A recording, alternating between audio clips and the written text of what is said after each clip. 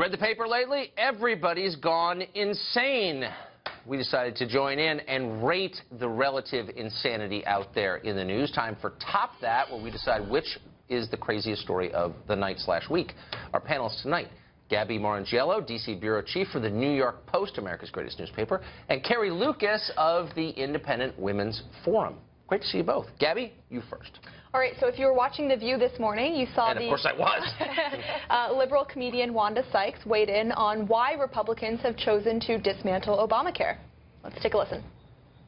They're just trying to erase anything that President Obama did. I bet you they want to act like that man never existed, like it never I bet you Mitch McConnell is on the phone with David Copperfield right now. What else you got? I want to make him disappear. How can we make him disappear?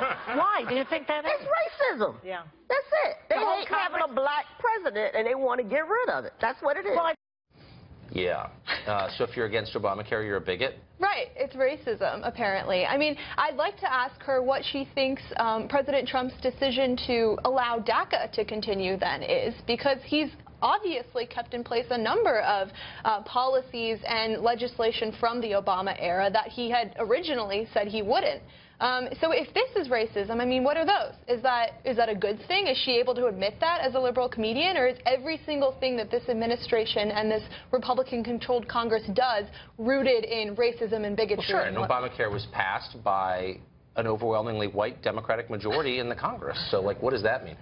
That's pretty nuts. Carrie, can you top that? Yeah, well, let's see. I don't know if you're a Star Wars fan, Tucker, but you guys may know that yesterday was a very important day for Star Wars fans, and that it was May 4th, or May the 4th be with you, and people are encouraged to go ahead and dress up as their favorite Star Wars character. So some kid in Wisconsin, Green Bay, Wisconsin, shows up in a Darth Vader outfit, and a parent sees him and instantly calls the cops.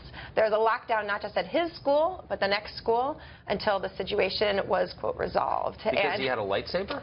No, he didn't have a lightsaber. He was just dressed in a scary uniform. And the thing that, I just think it's a kind of sad commentary that instead of talking to the kid, asking him what he was doing, making sure that he wasn't wasn't planning to shoot up the school, that the instant reaction was to call the cops. So the suburbs of Green Bay, which are beautiful and filled with nice people, pretty safe part of the country. Yeah. So I guess the cops may have had, the good news is that the cops said that they looked into it, and there's no charges being pressed. They're recognizing it was probably just an innocent mistake. But man, you wish you could. So it wasn't just they thought the kid was weird, but they thought he was a threat. Yeah, they thought he was a threat. They thought this could be something going on. So it was 2 schools that locked down as a result. So depressing.